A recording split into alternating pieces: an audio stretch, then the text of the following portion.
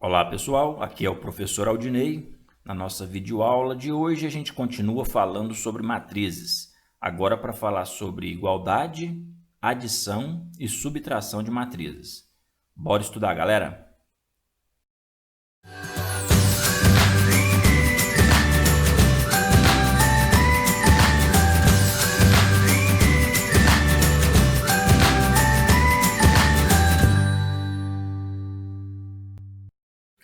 Pessoal, olhando para essas duas matrizes A e B aí, a gente é levado a pensar que são matrizes iguais, né? Estão ali falando da mesma coisa, né? São matrizes que já foram apresentadas aí na última videoaula anterior. Então a gente vê aqui essa daqui falando da couve-manteiga, com aquelas quantidades ali que a gente tinha visto de cálcio e de magnésio na porção de 100 gramas. Aí você olha aqui também, né? 677,26 da couve-manteiga. A gente chega a pensar que são matrizes iguais, mas não são, viu? Quando a gente tem de cara matrizes com formatos diferentes, essa daqui é uma matriz 2 linhas por 5 colunas. E essa aqui é a transposta dela, né? A gente tinha terminado a última videoaula apresentando a transposta aí. Você pode observar que esta matriz B é transposta da matriz A. Então, de cara, isso aqui já classifica ela como... as duas aqui como matrizes distintas, certo? A gente chama aqui não de matrizes iguais, mas de matrizes distintas. Outra observação que a gente vai fazer é que os elementos correspondentes ali, todos eles não são iguais. Se você pega, por exemplo, esse elemento aqui, ó, a gente chama ele de elemento A12, elemento da primeira linha e da segunda coluna. Este elemento aqui, a gente vai chamar ele de elemento correspondente, é o elemento B12. Só que eles não são iguais. Então isso aqui também, né, nos ajuda a entender que essas duas matrizes são matrizes distintas. Os elementos correspondentes, os elementos que estão ali na mesma posição, não são iguais. Basta que apenas um ali, par, seja diferente para a gente já entender que estas matrizes são distintas. E pior ainda, né? Aqui eu tenho o elemento A13, o elemento que está lá na primeira linha e na terceira coluna, e ali a gente nem tem esse elemento A13. Então, matrizes distintas. São matrizes ali que não têm o mesmo formato, são matrizes que os elementos correspondentes não são iguais. Olha aqui mais exemplos. Se você pega a identidade, chega a pensar, né, que são matrizes iguais por terem os mesmos elementos aí compondo elas, mas não tem o mesmo formato. Se você procura aqui o elemento A13 na matriz I2, você não encontra, né? Então, são matrizes distintas. As matrizes serão iguais, galera, quando acontecer delas terem, então, o mesmo tipo e os elementos correspondentes forem iguaizinhos. Que fique claro isso daí, certo? Para todo o IJ aí, de 1 até M, de 1 até N, os elementos AIJ e BIJ, os elementos correspondentes, precisam ser iguais. Vamos ver um exemplo aqui. Tem a matriz A, tem a matriz B. Eu já estou observando que elas são do mesmo tipo, né? São matrizes de mesmo tipo. No caso aqui são matrizes 2 por 2, 2 por 2. Então, por enquanto, está satisfazendo aí a definição de igualdade. Mas agora, por definição, o A11 tem que ser igual ao B11, né? O elemento que está aqui na primeira linha e primeira coluna tem que ser igual ao elemento que está lá na primeira linha e primeira coluna. Então, se a gente quer uma igualdade aqui, eu vou ter que definir isso daqui. O A vai ter que ser igual ao 3. O A tem que valer 3, concordam? Esse 1 aqui, a posição correspondente é essa. Então, o D tem que valer 1. O 2 é o valor do C. E o B aqui tem que valer menos 5, certo? Essa seria a condição para que essas duas matrizes A e B sejam iguais. Vamos com mais uma situação aqui. Ó. A gente tem essas duas matrizes já indicando que são iguais, certo? São iguais. E aí a gente observa que elas também têm o mesmo formato. Sabendo que elas são iguais, aí vem pedindo para determinar, né, quem é então o x, quem é então o y. Basta a gente montar as igualdades aí com os elementos correspondentes, né? Você vai vir aqui, fazer 2x igual a x mais 1. Isso aqui virou uma equaçãozinha. A gente pode continuar resolvendo, né? Passa esse x aqui para o primeiro membro, ou então subtrai x dos dois membros. Cada um usa a técnica que acha melhor aí para resolver essa equação. Passando para cá e subtraindo, então eu vou ficar com um x e do lado de cá vai sobrar só 1, né? Então eu já vou chegar aí que x é igual a 1, beleza? Apesar de ter aí o 3 igual a 3 ali também, que a gente pode montar uma igualdade. O exercício pede o x e o y. Então a gente acabou de resolver uma equação aí onde eu encontrei pelo menos o valor do x. Mas não custa nada montar também essa igualdade aqui, verificando que realmente este elemento e este elemento aqui são iguais. Outra igualdade que eu posso montar, né? 3y igual a 2y. Virou uma equaçãozinha. Posso estar resolvendo ela. Concordam? Jogo 2y para cá, ou então subtrai 2y dos dois lados. Qualquer técnica é válida. Então, o que eu vou ter? Y igual a 0, né? Se eu resolver a outra ali também, ó, essa daqui, passando o 4, subtraindo para cá, eu também vou chegar em y igual a 0. Olha aí, que beleza, hein? Igualdade de matriz aí, de repente aparecem situações onde a gente tem que resolver equações para descobrir o valor de incógnitas. Matrizes iguais, têm o mesmo formato e os elementos correspondentes são iguais. Guarda essa informação aí. Bom, e quando as matrizes são do mesmo tipo, aí já não precisa delas serem iguais, não. Basta serem do mesmo tipo. A gente pode adicioná-las, certo? A gente pode fazer uma fusão aqui das duas matrizes. Olha aí essas duas matrizes, elas não são iguais, que fique claro isso daí, hein? Se a gente olhar ali os elementos correspondentes, a gente vai observar que eles são distintos. Você olha, por exemplo, aqui, né, esse elemento A11 e esse elemento A11, se eu fosse chamar de matrizes A, são elementos distintos, mas elas são do mesmo formato, são do mesmo tipo. Então, essa é uma situação onde eu posso estar adicionando, beleza? Se elas são do mesmo tipo, eu também posso adicioná-las. E aí criar, né, uma terceira matriz aí, onde eu faço a soma dos elementos correspondentes, o 1 mais o 0, aí eu chego no resultado 1. Eu posso vir aqui pegar o 0 mais o 1 e chego no resultado 1. Então, temos aqui adição de matrizes. E aí vem, né, essa história. Para quê, professor? Para que uma adição de matrizes? Bom, vamos pegar um exemplo dos mais simples aqui. Você tem aqui essa situação onde as tabelas abaixo representam o número de carros vendidos aí em uma concessionária, certo? Veículos 0 km, de modelos A e B, de acordo com o tipo de combustível, né, flex, gasolina, álcool. E essas vendas são dos 2 primeiros meses de um determinado ano. Então, você tem aí o carro do modelo A, tem aí o carro do modelo B e a tabelinha indicando, né? Vamos fazer uma leitura dessa tabela. É importante isso. Entender o que esse 4.453 indica para a gente. A gente vai observar que indica o número de unidades do modelo A vendidos, né, em janeiro.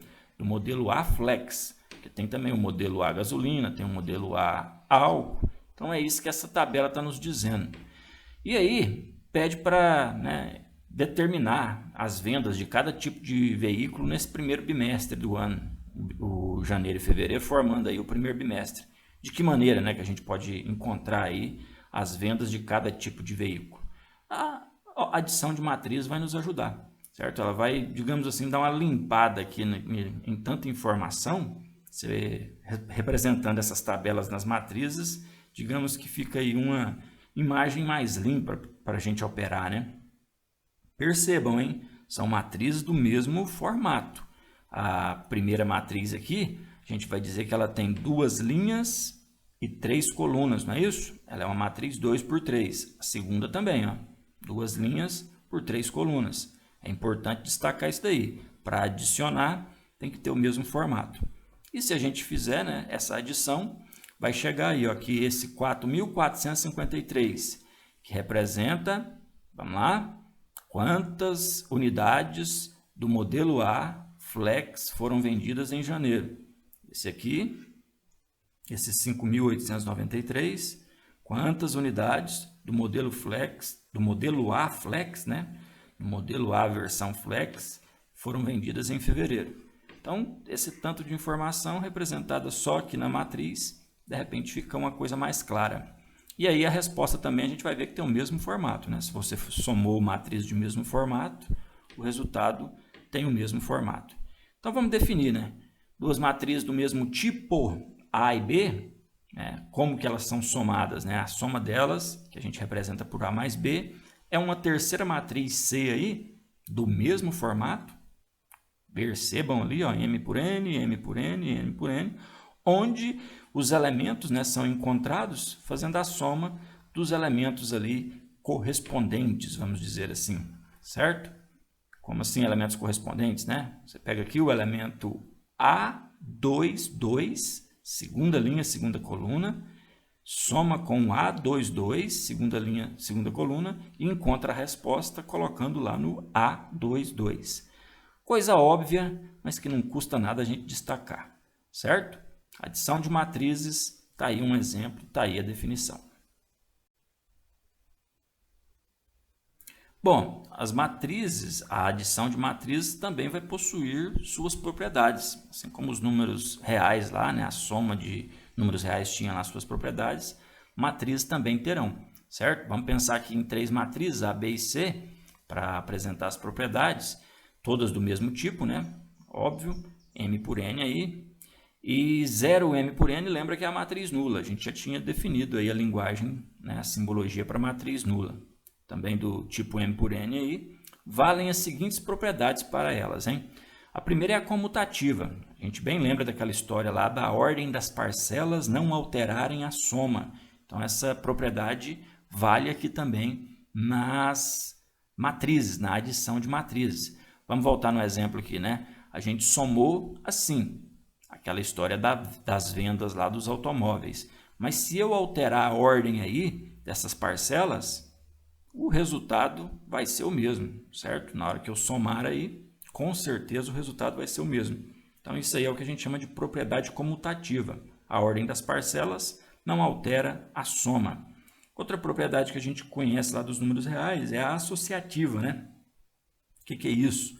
Você pode, tendo 3 matrizes aí, associar as duas primeiras e fazer essa soma para ver quanto que dá, deixando a terceira ali de lado.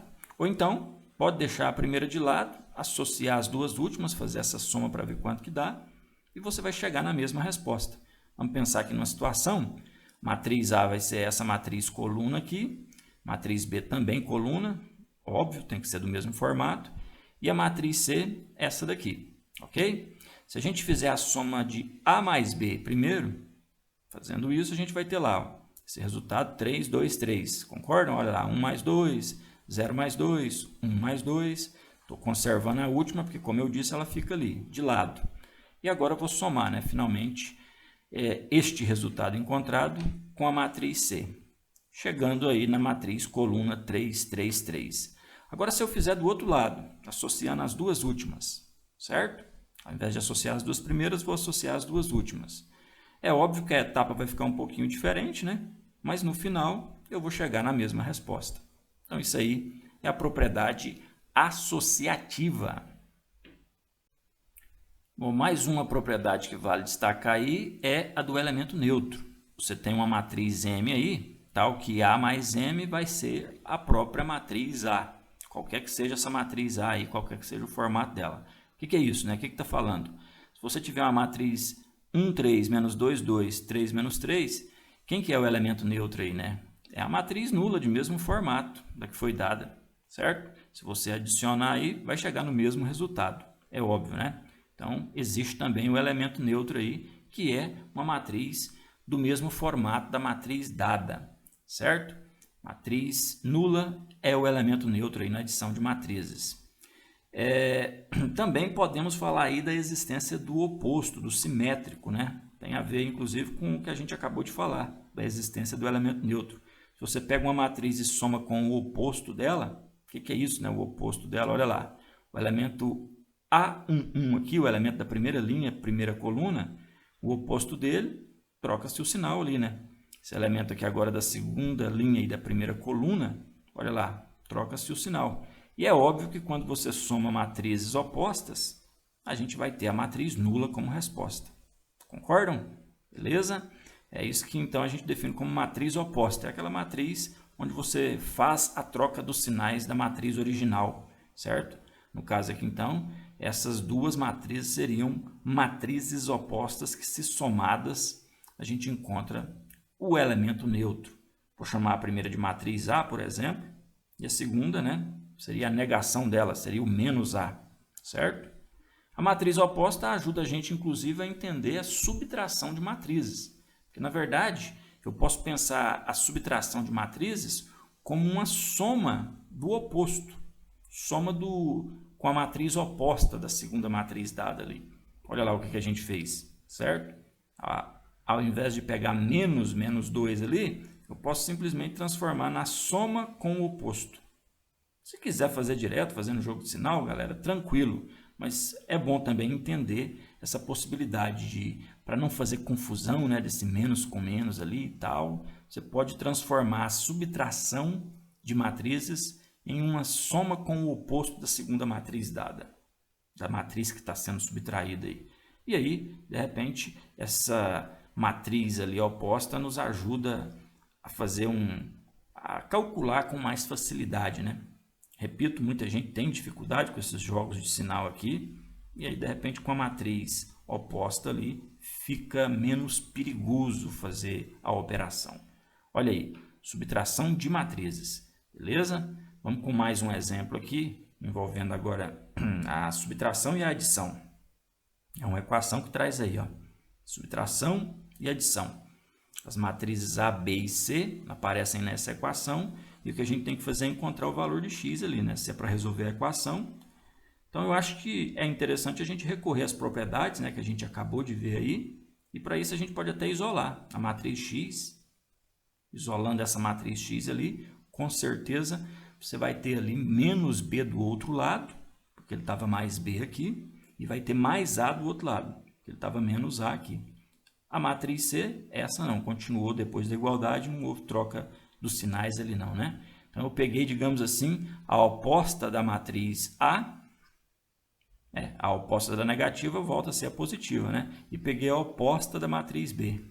Olha lá, concordam? E aqui agora, substituindo, né? Se a gente substituir aí as matrizes dadas no enunciado, olha lá quem é a matriz C, a matriz B. Substituindo e operando aí, a gente vai chegar, né, que x é igual a 3, menos 3 e 6.